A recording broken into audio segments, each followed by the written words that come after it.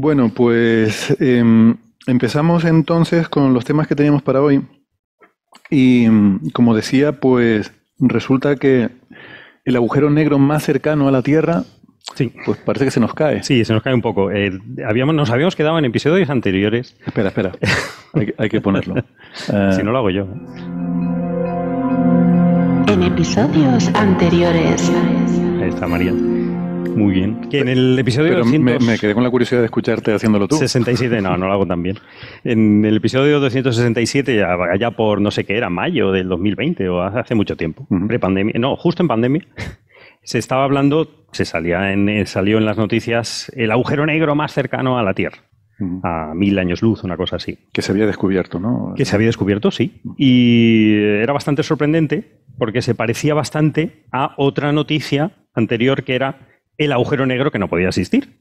Con esas noticias con esos títulos que nos gustan tanto y que pues puede decir que estás al límite, ¿no? Al límite de interpretación, que es algo que pues las leyes de la física o de la evolución estelar no te suelen permitir, ¿no?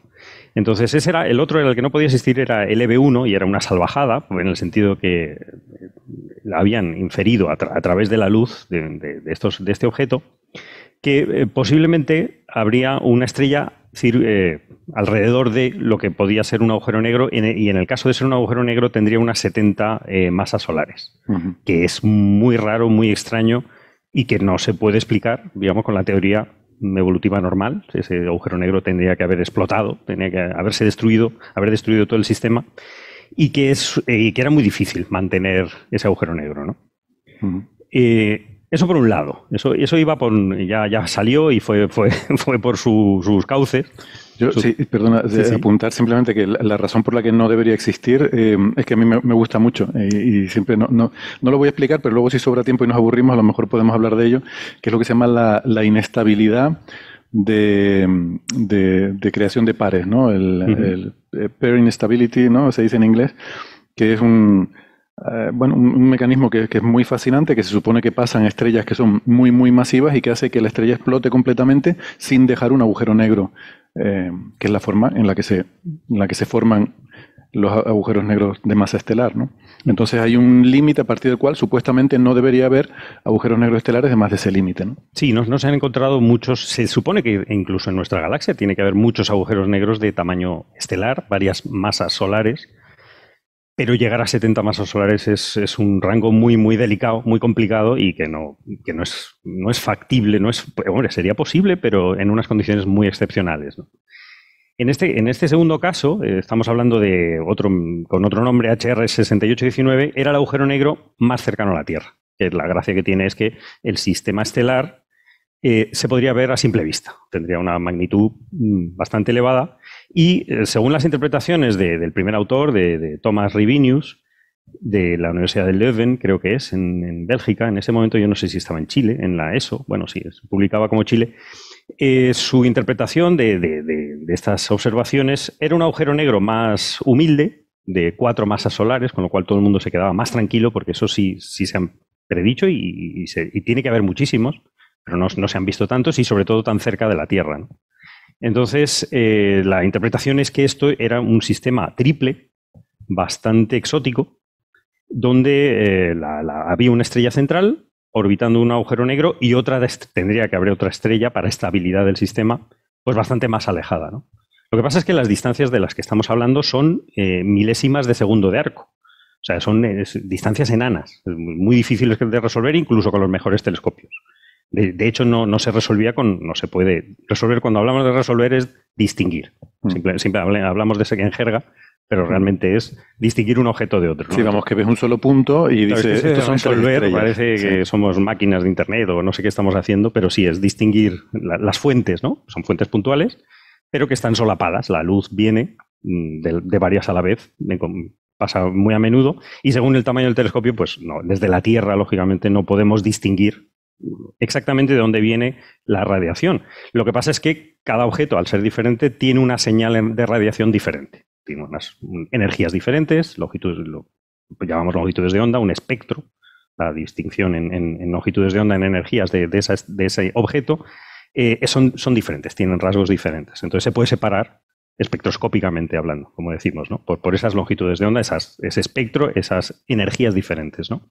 Entonces, era muy gracioso, estaba muy interesante, aparte de la nota de prensa, que bueno, puede ser más o menos un título más o menos sorprendente, pero una resolvía el otro problema, o sea, el agujero negro que no podría existir. Si fuese un sistema triple, la masa del agujero negro decaería bastante y sería bastante más pequeño, con lo cual todo el mundo tranquilo, ¿no? Es decir, sería un agujero negro, pero normalito, que esperamos que haya, que tiene que haber muchísimos, pero lo que pasa es que no son fáciles de ver, pues obviamente porque son negros, porque no emiten, no tienen emisión, es el cómo afectan a los objetos que tienen alrededor, ¿no?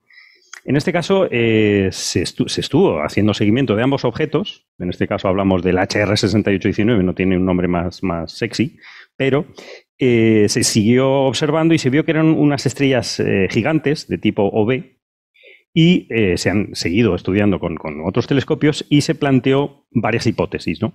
La hipótesis original del autor de Thomas Rivinius era que fuese un sistema triple. Era quizá la hipótesis más sofisticada, pero también era la única con los datos que se tenían entonces, con lo cual era válida. Hay una estudiante que es Abigail Frost, que está en el Leuven también, estudiante de doctorado, que junto con Julia Bodenmeister y Thomas Rivinius, el autor del primer paper, plantearon la hipótesis contraria, lo cual es bastante bonito, que por lo menos los autores, en vez de enfrentarse a yo me ciño a lo que he dicho, sino pues me ciño a la evidencia y vamos a observar, vamos a ver qué pasa. En vez de pedir cada uno tiempo, había necesidad de pedir tiempo en los telescopios que pudiesen ver esos objetos o con más precisión. El único que hay en la Tierra es el VLT, en Chile. Son 4 telescopios de 8 metros funcionando en interferometría, es decir, a la vez.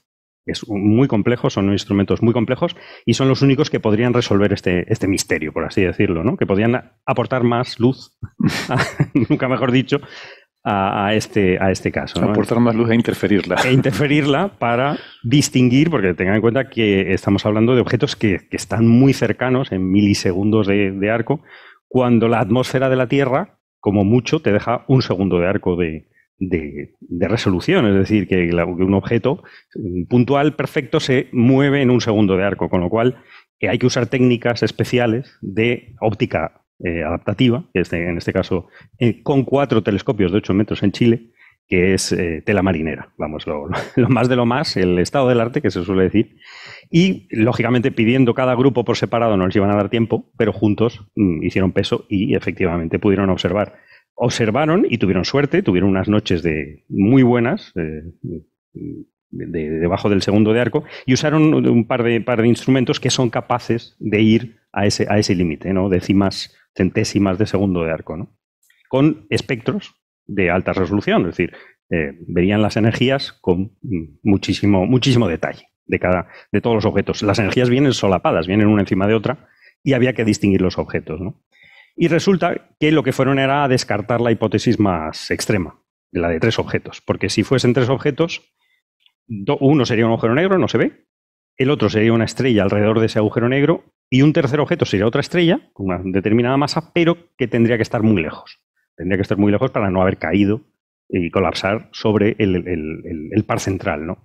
Entonces, lo que fueron directamente a buscar en esa distancia, 120, creo que eran milisegundos de arco, si había ese objeto. Y con los instrumentos que pueden detectar a esas distancias mínimas, como es el MUSE, un espectrógrafo de campo integral que existe en el VLT, y eso por un lado. Entonces fueron a tomar esas observaciones, las tomaron y efectivamente no se ve ningún objeto a esa distancia. Con lo cual un sistema triple no es. No es porque se hubiese visto otra estrella, que es luminosa, a una distancia que se había calculado que en un sistema triple tendría que estar en esa distancia, ¿no? Y luego fueron al núcleo, al supuesto agujero negro en el cual tenía una estrella alrededor, y tomaron datos con Gravity, con eso otro espectrógrafo de alta resolución que tenía muchísima más calidad, digamos, que los instrumentos que habían usado antes, y vieron que eran unas estrellas había realmente 2 espectros superpuestos de 2 estrellas muy parecidas de tipo B, en las cuales las de tipo B es muy habitual verlas en pares, y que una cede masa a la otra, sin acabar siendo destruida. Es un caso también muy raro, no improbable en absoluto, pero es un poquito también inestable en el sentido que un poquito más y se destruye la estrella que dona, ¿no? Que dona masa. La otra, que recibe masa, crea un anillo de materia y es la que emite mayoritariamente, ¿no? Y rota muy rápido. Entonces, eso es el modelo, digamos. Esto ya se fueron a simulaciones. Lógicamente, al no haber un tercer objeto, te tienes que quedar con lo que hay, es decir, con lo básico, ¿no? Con esas dos estrellas, una donando más a la otra, y se ve que se puede simular perfectamente las observaciones con ese modelo más simplificado de dos estrellas tipo B, una que ha cedido la masa a la otra. Entonces, en principio, sigue siendo un modelo, lógicamente, pero es lo que encaja mejor con los datos y, según la navaja de Ockham, deberíamos quedarnos con eso, ¿no? Si quitamos lo que no puede ser, pues en principio nos quedamos con eso. ¿Qué pasa? Que, por otro lado, el objeto, este es el agujero negro más cercano, el otro, el LB1, el que no debería existir, pues le pasa exactamente igual porque es primo hermano.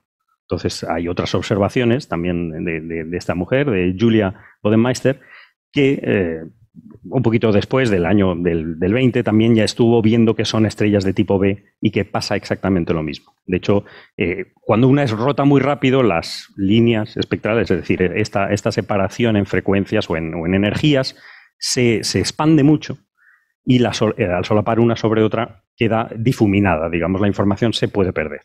Entonces es un poco lo que estaba pensando y también se simuló dada la distribución de energías de las otras estrellas y ha pasado un poco lo mismo. Ha desaparecido el agujero negro, pero se han convertido en objetos muy extraños, muy interesantes para estudiar la evolución estelar y que no se habían conocido tampoco antes. O sea, dos estrellas tipo B muy masivas que están en el límite de destruirse, donando casi toda la masa a otra y orbitando una alrededor de la otra, plantea otros problemas y puede explicar la evolución estelar de un aspecto que no se conoce hasta el momento, ¿no? O sea, se ha convertido en otro caso muy raro, también muy interesante, pero bueno, no hay agujero negro y no pasa nada. Es simplemente que se ha obtenido un resultado muy positivo que no le quita en absoluto mérito a nada. O sea, la técnica es brillante y lo bueno es que fue que las personas que plantearon una hipótesis pues plantean la contraria y es perfectamente plausible y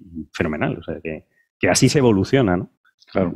Yendo un poquito cada vez más con el dato en la mano, ¿no? Ir avanzando. Pero a mí me gustaría remarcar que cuando a veces decimos estas cosas, se ha descubierto, se ha detectado, no es que se haya visto una imagen de algo, sino que tú tienes una serie de datos, que en este caso son estos espectros, que los ajustas con un modelo, un modelo con dos estrellas y un agujero negro, lo que sea, y ese modelo reproduce el espectro que estás observando, ¿no? Pues así es como se detectan muchas cosas y se descubren. Son métodos indirectos, ¿no?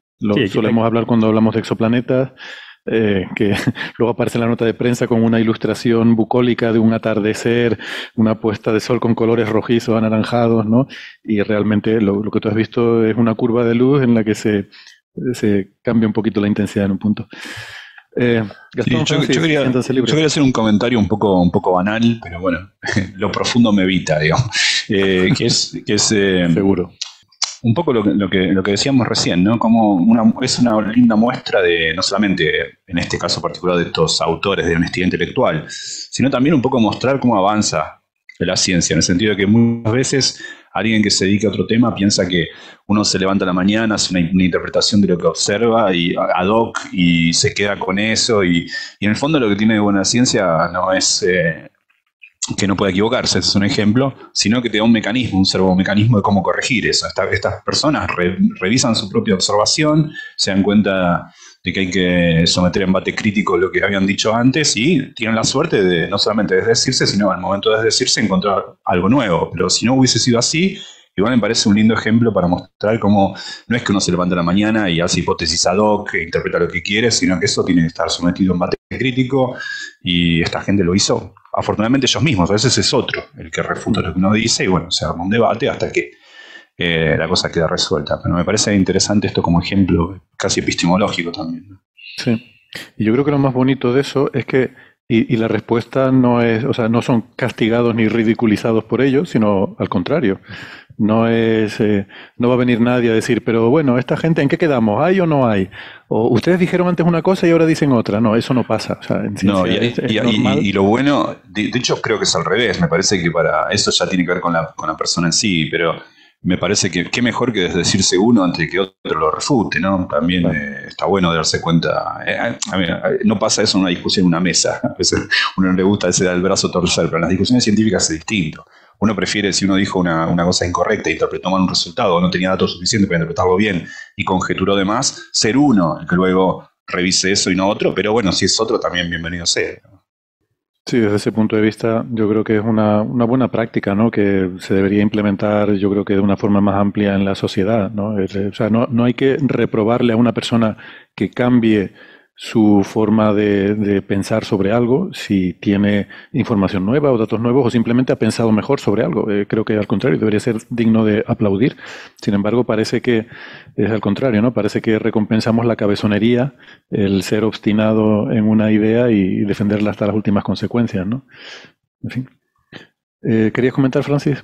No, solamente comentar eso, que en este caso se sabía que la señal era un poco rara, ¿no? O sea, este sistema siempre ha sido, esa interpretación de que había un agujero negro ahí, era una cosa que estaba cogida bastante con alfileres, ¿no? Entonces era de esperar que se resolviera el problema y los más interesados en resolverlo eran los propios investigadores, ¿no? En otros casos en los que la señal parece súper clara, es mucho más difícil que los propios investigadores acaben tratando de echarse piedras contra el propio tejado y dicen, no, yo es que lo veo tan claro que no hay dudas, ¿no? Pero aquí los propios autores ya tenían dudas, ¿no? Y entonces han seguido trabajando en el tema para resolver esas dudas y eso es muy loable, obviamente. Ujú. Sí, yo creo que eso, creo que Gastón lo medio dejó caer, depende también a lo mejor de la personalidad, ¿no? Porque al final eh, todos somos seres humanos y no sé, hay quien una vez que ha dicho una cosa, quizás por esa forma natural que tenemos de interactuar los seres humanos, pues cuesta luego decir lo contrario, ¿no? Así Sí, que, pero bueno, hay que recordar también que aquí nadie ha pedido retracciones o retiradas de estos artículos ni nada por el estilo, ¿no? claro. No, es que esto es parte del debate científico normal. Exactamente. Quiero decir, no, retractar un artículo es otra cosa, es lo que hemos Es hecho otra otras cosa. veces, ¿no? No, claro, no hay ningún error. No, un artículo no se retracta porque La interpretación ahora ya sea no. errónea, se retracta porque la metodología ha sido aplicada de manera errónea. Yo creo que hay casi, tienes que estar rozando malas praxis, ¿no? Para que haya una retracción de ahí para arriba. Realmente un artículo que tú honestamente lo has publicado y has sacado los resultados y las conclusiones que consideres, bueno, estamos continuamente avanzando y lo que antes se pensaba que era una forma, luego se ve que es de otra, ¿no? Y no pasa nada. Si no habría que estar retractando continuamente el 90% de la literatura de 20 años para atrás, ¿no? Iríamos con una escoba barriendo un montón de literatura y bueno. ¿Y hasta qué Claro, punto? le diríamos a Yukawa, deme el premio Nobel, que el peón no era una partícula fundamental. Yo eso no lo he pillado mucho. Yukawa, el que recibió el premio Nobel por predecir el mesón, ¿no? Y que se encontró primero el muón y después el peón y predijo la existencia de mesones. Pero está bien, ¿no? Quiero decir que no se ha descartado eso. Bueno, la partícula que se encontró no era la que él predijo, pero no pasa nada. Ah, vale. Bueno, pues predijo otra. Bueno, siguiente tema. Algo más sobre LB1 y la verdad que son sorprendentes las similitudes, ¿no? Entre esos dos sistemas. Sí. Y está bien. Es simplemente eso, la explicación de por qué no debería haber agujeros negros de más de una cierta masa, ¿no? Y bueno, al final es porque hay estrellas que al explotar, cuando ya pasan de un cierto límite de masa, destruyen todo y no dejan agujero negro detrás.